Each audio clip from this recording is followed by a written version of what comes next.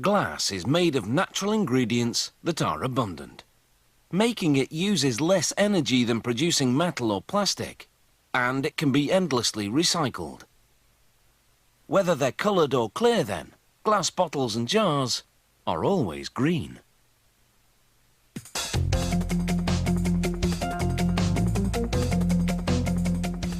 The recipe for glass combines several natural raw materials. The main ones are silica sand, soda ash and limestone. Silica sand usually makes up about 45% of the batch. The soda ash helps melt the silica evenly. It makes up about 15%. A limestone content of about 10% makes the finished glass more durable.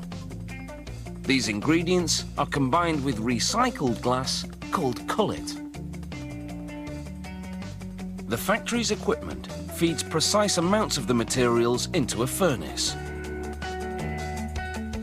After 24 hours at 1500 degrees Celsius, a gooey liquid that's the consistency of honey is produced. The molten glass pours out of the furnace. Shears cut the flow at precise intervals to produce cylindrical globs. Each glob is the exact amount required to make up one bottle or jar. They drop to a device called the scoop.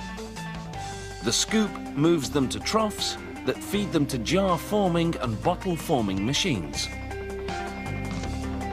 A glob of molten glass goes into a preliminary mould. In a matter of seconds, it comes out as a miniature version of the bottle, known as a parison.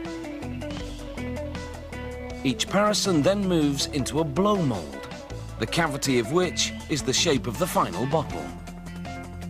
The equipment blows compressed air into the parison, stretching the glass outward towards the wall of the mould cavity.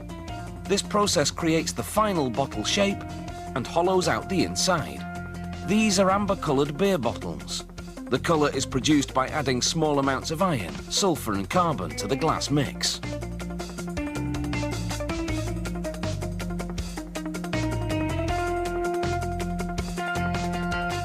A similar manufacturing process is used to produce other types of bottles and jars. In this run, the company is making 375 millilitre wine bottles out of clear glass. This run is producing bottles also out of clear glass.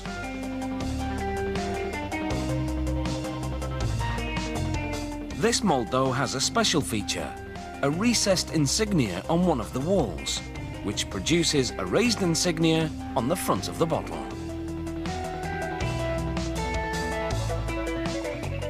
After the bottles leave the forming machine, they travel through flames.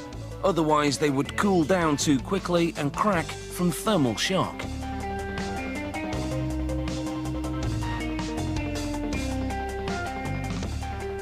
A loader now gently pushes the bottles into what's called an annealing layer. The bottles cool at a controlled rate as they move through the layer. This gradually releases the stress from the glass.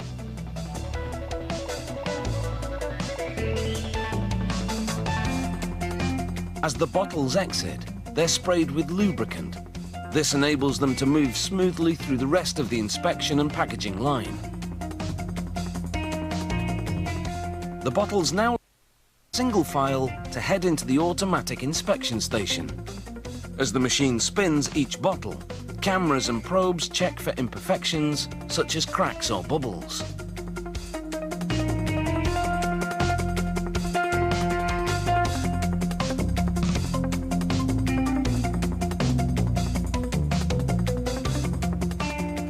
The inspection equipment then examines the top to check dimensions and ensure the threads for the screw cap are moulded correctly.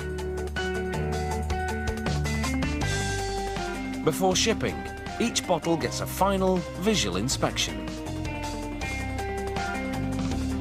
The proportion of cullet in glass can be as high as 90%. Cullet melts at a lower temperature, so for every 10% of cullet in the mix, the factory uses up to 2.5% less energy to produce its glass. Now that is a clear incentive to recycle.